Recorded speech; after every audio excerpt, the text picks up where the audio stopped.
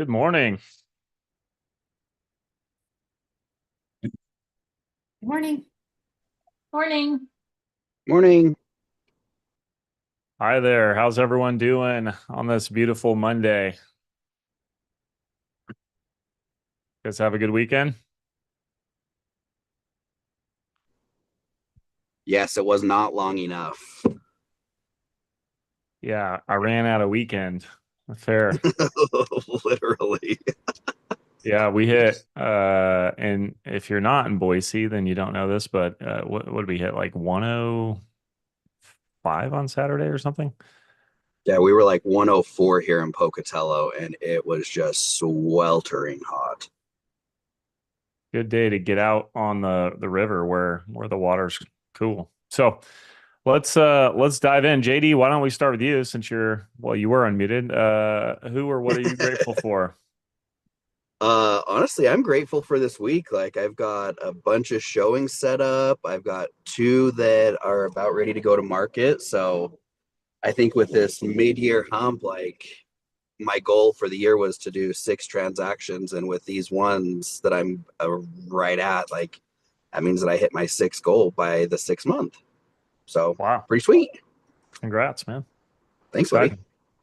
Don't spend the commission yet. I've learned. I'm buying a Louis, baby. Woo! Well, let them close. Let them close. Yeah, that when I started, I was in new construction, and the fastest way to get a deal to blow up was to count it before it went pending. And it was like, oh yeah, I'm writing this deal, just waiting for signatures. Is like guaranteed way to make sure that deal never got through. Oh, dude, like not even kidding. I talked to Rebecca last night. So I've got two under contingency right now being held up by this one. And we had they called them a micro burst here in Pocatello on Friday. And a freaking tree fell on the house that's holding the other two up in contingency. Fun. Yeah. Well, that's great. Yikes. All right. Who else has got some gratitude that they want to share today?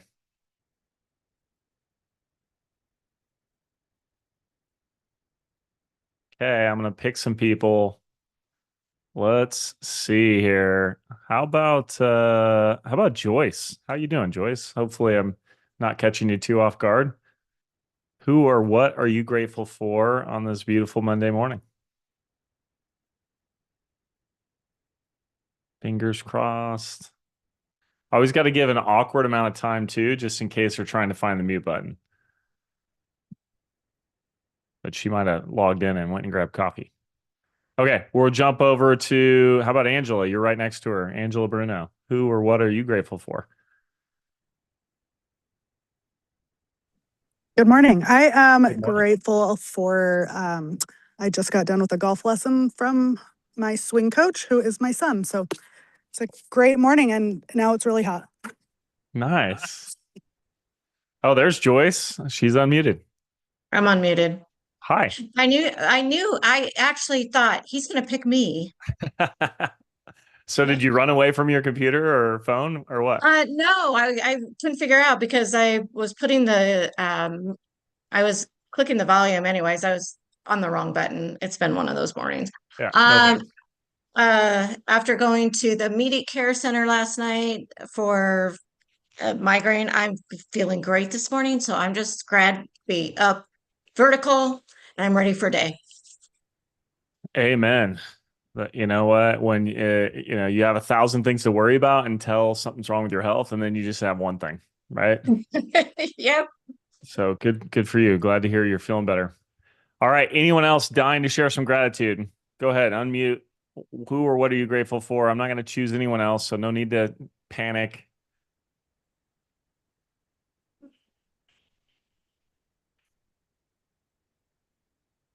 Okay, but I am going to ask because we're stepping out of Tech Week.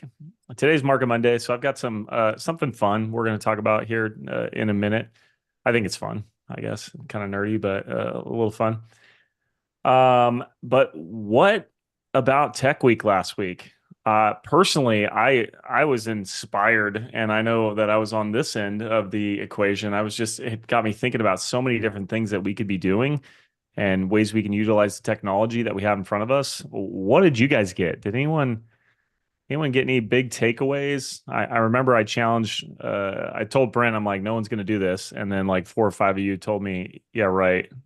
So, because you're actually doing it. So what's taken place since Tech Week? What are some things that you took away, things you intend to implement, questions you have, anything?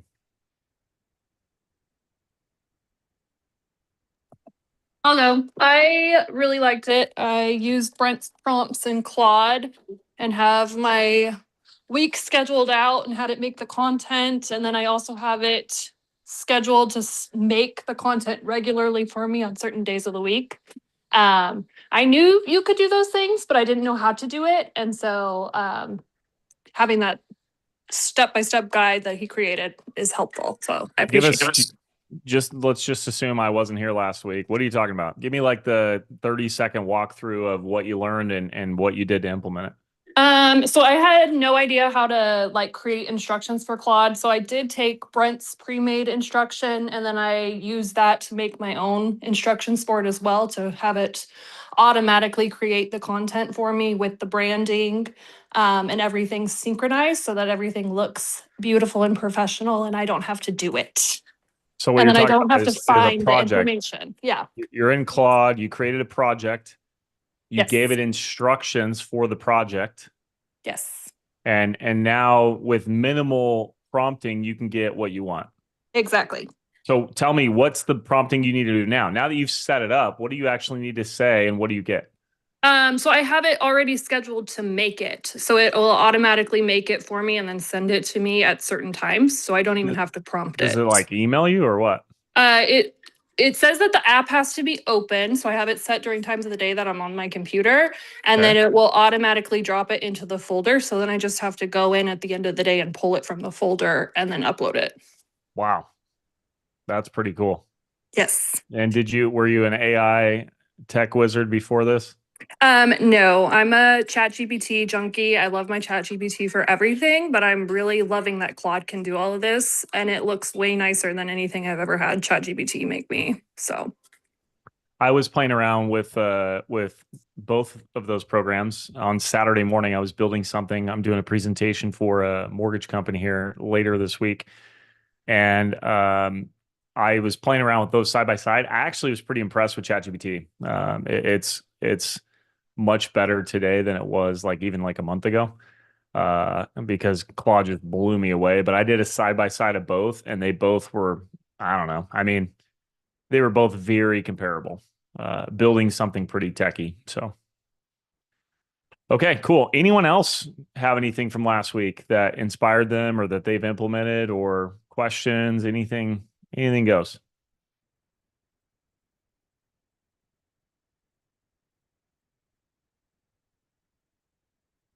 All right. Yeah, Well, I got something. go ahead, Josh. What do you got? Is it Um, Joshua? I'm assuming because you typed it out that way. I'm good with either one. Okay, cool. Um, yeah, I didn't use the generation features all that often, other than making like silly cartoon stuff when I was like a year ago. So I have been out of touch with a lot of it, and going through this class has definitely taught me, give me some introduction on how to utilize it for a lot of different things. So like during the class, the week last week, I mentioned that I've been using it to do flyers and trying to figure out how to get it to do nice, interesting flyers for like my door knocking when I do open houses and stuff. Sure.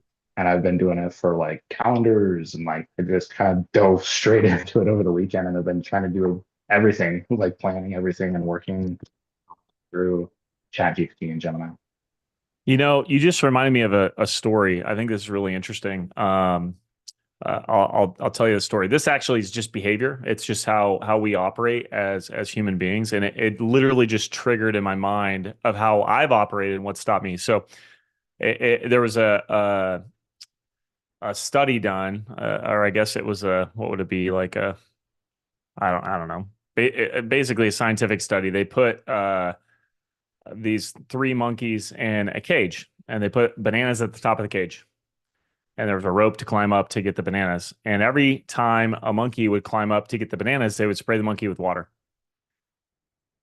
And eventually the monkeys just stopped climbing. So they take one of the monkeys out and they put a brand new monkey in. And so 2 monkeys have been sprayed with water. Brand new monkey is like, seeing bananas and like, let's go get the bananas. So the new monkey goes up to get the bananas, and the other monkeys would actually pull the monkey down and fight the monkey and be like, no, don't do it. And eventually they would just stop. And they kept doing this until finally there was all new monkeys who've never been sprayed with water.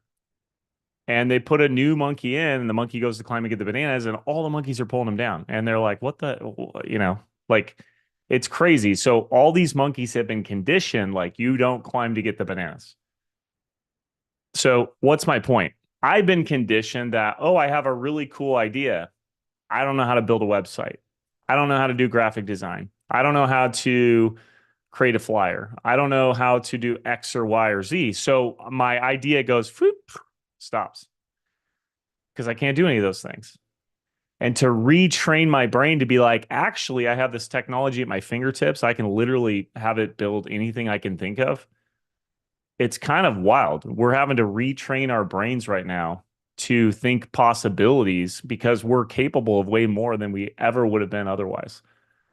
So take that for what it's worth there. I think, speaking of monkeys, this is kind of funny because we're going into a Market Monday, and we're talking about realtor data.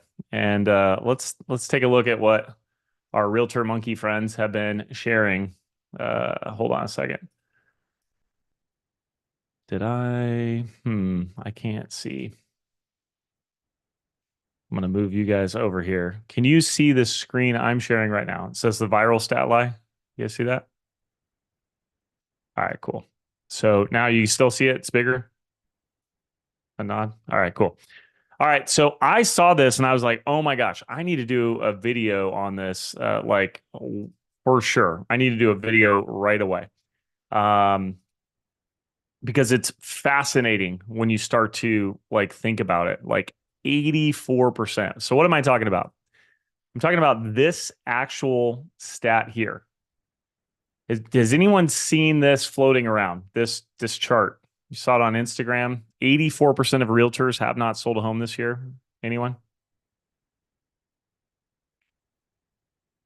I can't see because I've moved my, let me do this. Yeah, we can see.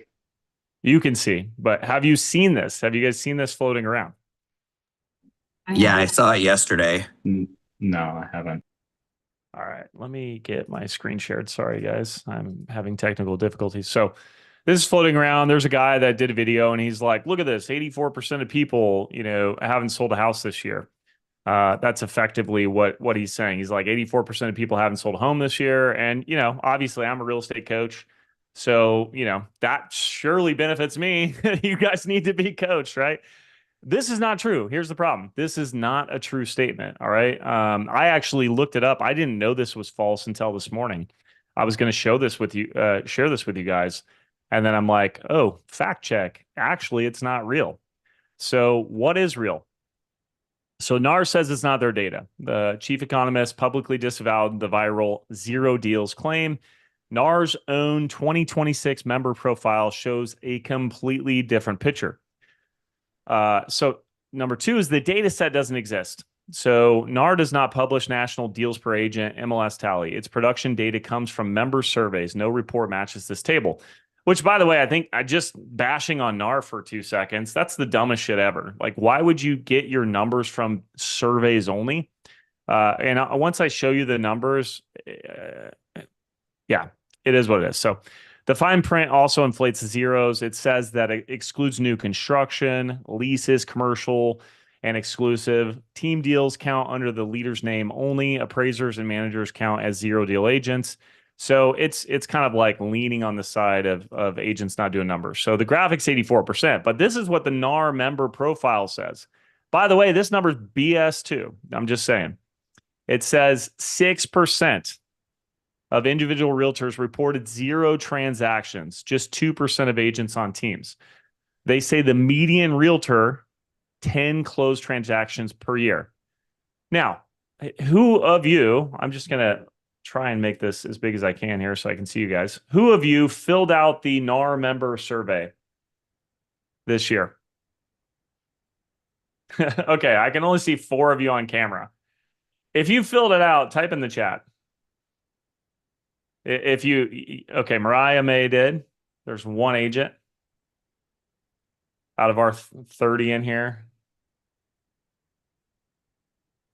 Anyone else? I'm going to give it a second. I didn't know it was a thing. Look, if you're, imagine you're selling 0 real estate deals. You're selling nothing. Are you going to take the time to go fill out a survey and be like, yep, I'm selling 0? You're probably less likely than you would be otherwise, right? So this is like, look, both these numbers have, I bet this number is much closer to reality than this number, in my opinion. I honestly think it's probably closer to like 50 to 70% would be my guess. They're saying of the people who filled the survey, the median is 10 closed transactions per year. But my argument would be like, yeah, the people who are active in the business are way more likely to fill out a survey than people who aren't active, right? So the survey thing is just a BS thing. I guarantee you the reason NAR doesn't tally this, because they could easily get it from the MLSs because they own most of the MLSs anyways. The reason they don't do it is because of the factual data. It's probably really bad. It's probably not what they want. They don't want, people to see that 2/3 or more of their agents are not selling real estate. So this is again from the survey. The median gross income is essentially flat for the 3rd straight year. It's 58,100. The top 10% close more deals in a quarter than the bottom 71% close all year. This is actually really interesting. And this is from their survey. So, which means it's probably less. But it's saying in their first 2 years, the median income for agents is $8,100. So that's going to be tough to live on. And then they're actually projecting their NAR membership by the end of 2026 to be down to 1.2 million from the peak of 1.55 million. They say this slow market's thinning the herd. I would also argue that a lot of people aren't finding as much value in the National Association of Realtors as they may have in the past. And all of that stems from the the NAR settlement, the first NAR settlement in 2024 on commission. That was a major fracture in the membership because they thought it was handled really poorly. So I wish existed when my dog was alive. My family dog was. Okay, there you go. Okay, so what actually separates producers? Years 0 to 2, they do 3 deals. These are the grind years. Now, they don't have to be, right? I know plenty of agents who sell a lot of homes in their first 12 months in the business, and then I know other agents who don't sell any in their first 12 months. Neither one of those define you, but I can tell you, you don't have to be what these numbers say. 6 to 15 years, 11 deals is the average. They actually say this is the peak production, by the way, for real estate professionals, and is between 6 and 15 years. Their database is built, their systems are running, and they are still prospecting. And then years 16 plus, there's actually fewer deals. The price points are usually higher. There's getting more per deal, but production drops when prospecting stops. And of course, there's a data point that's really interesting. Consumers still want us. 91% of sellers and 88% of buyers used an agent in 2026. Which is fascinating to me that they literally can track every single deal, even the for sale by owners, but they can't track how many deals an agent does because they have to do a survey, which just makes 0 sense. All right. Why do you guys, I'm actually genuinely interested. Why do you guys think a post like that goes viral? What do you think? Like, why is someone making that a post to begin with? Why is someone lying about numbers?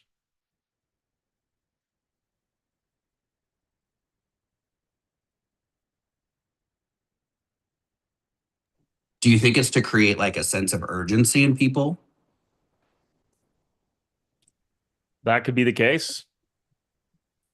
I honestly, this is just an open discussion. I don't know I don't 100% know the answer here. I like Angela's answer. It's dramatic, gets lots of views. You have a weird dynamic inside of you want the algorithm to bless you, if you will. So you need to say something outlandish. And of course, that's going to get all the agents piling on. The top producers are going to be like, this is why you should work with me, because most people don't know what they're doing. The coaches are going to come out and say, this is why you should work with me, because you're not making any money. And then, other people are piling on too, saying realtors don't do anything, right? What else? Why else do you think this exists?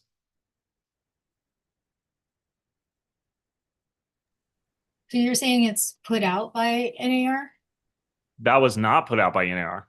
That Oh, okay. this data point right here was not put out by NAR. This data. Okay.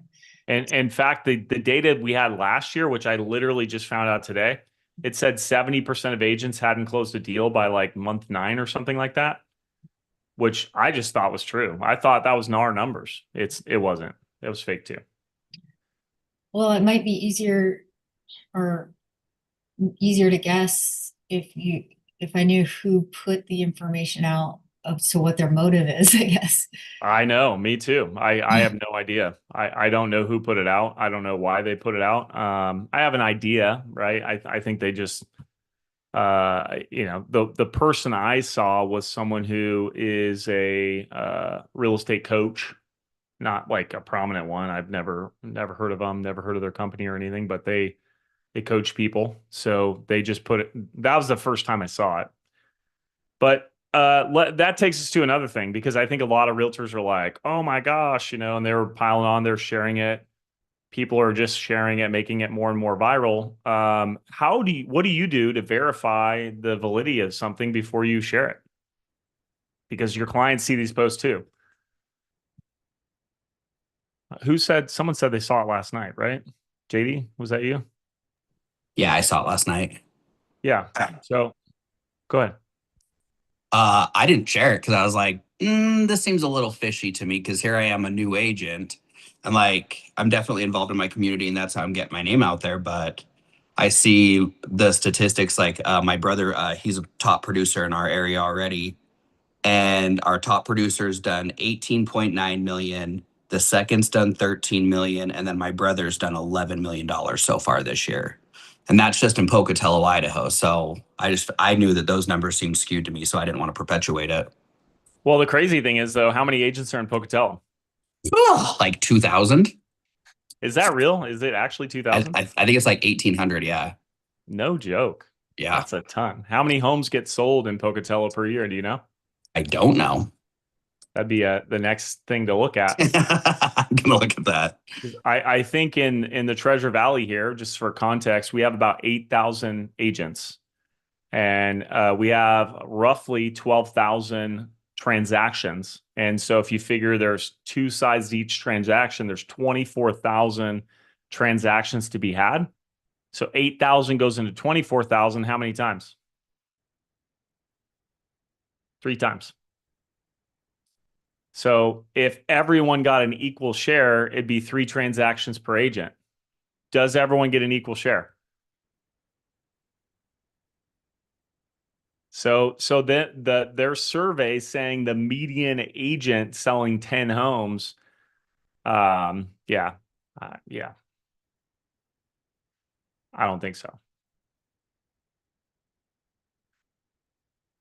So what else? I think from a validity standpoint, easiest thing you can do, pop, just save the image, pop it into whatever your favorite AI is, and say, is this legitimate? Can you verify the source? Super simple, takes a minute or two, and you get all the information you want to hear. So, yeah. Well, I guess let's get back to the reality, though. The reality is somewhere in between. They say 6% of agents don't do a deal. I call BS, like big time BS. If they actually wanted to prove that, they wouldn't use a survey where they probably get like 5% of members responding. That does not give us any accuracy. So I would say it's probably more like 50 to 70% are not doing a deal. So that's my guess. I really feel like that's pretty close. It sucks that someone puts numbers out like this because then it actually makes it seem like it's, you have to lie in order to tell the truth, which is just not the case. So what's my point? My point is stuff like this, where you guys are showing up every day and you're learning. Like, think about the stuff you learned in Tech Week last week, and you go ahead and implement that inside of your business. It's going to be really hard for you not to sell real estate.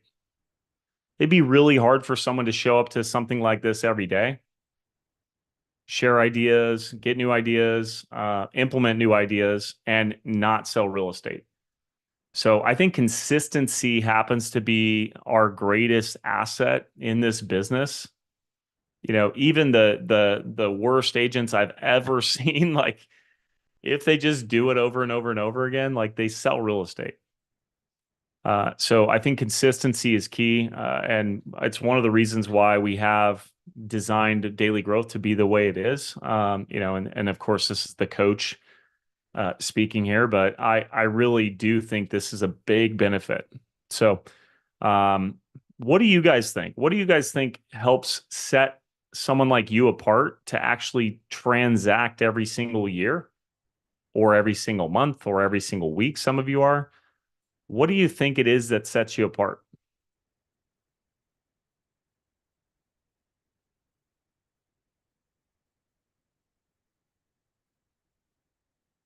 I'm going to call on some people here. Scott, is your team hanging out with us here? Hey Chase, yeah, we're here. We're hanging. What's up, man? What do you think is something that sets apart someone that transacts regularly versus someone who's not going to transact at all? I think you said it right out of the gate. It's consistency. Well, and also it's mindset. You show up with the attitude you're going to work and produce. It's a fucking job. Get after it. Beep. I like it. It's the old Chase. It's Alan Brock. It's the oldest man on your TV screen. Good to hear from you. I like the F-bomb. You make me feel like normal. So I like that. So no, it is true. It is a job. Yeah, our sunshine girls.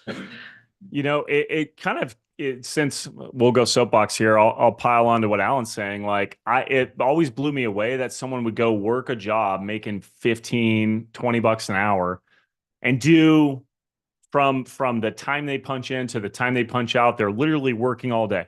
Then they come over to this job and they make $500 an hour, which we showed you. If you don't believe me, go look at we mapped it all out last week. I think it was on Monday. You make $500 an hour, but you only want to work half hour a week. Like, what are we doing? What if you just showed up and put in an 8-hour shift and you did it every day?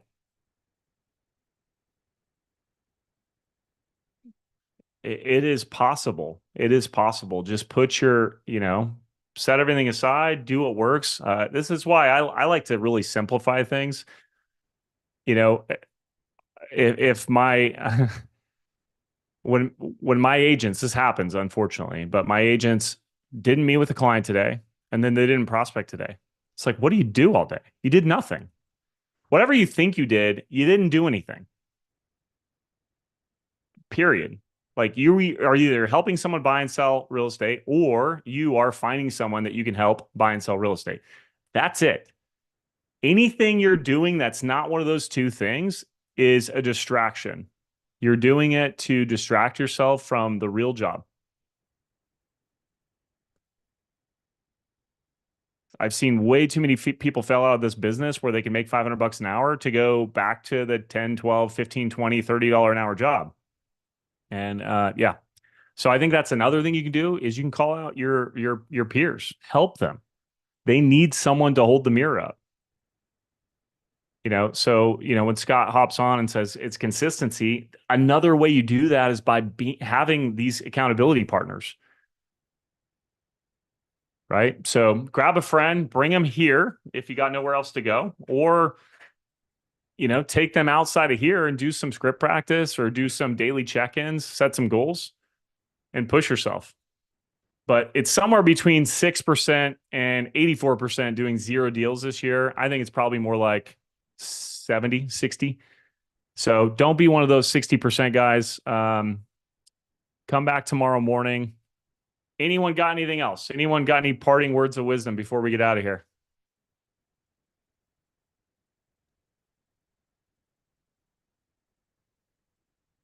Okay. Well, I appreciate you guys. Have an amazing day. We will be on tomorrow morning at 9 a.m. Mountain Time sharp. So thanks, guys. Have a great day.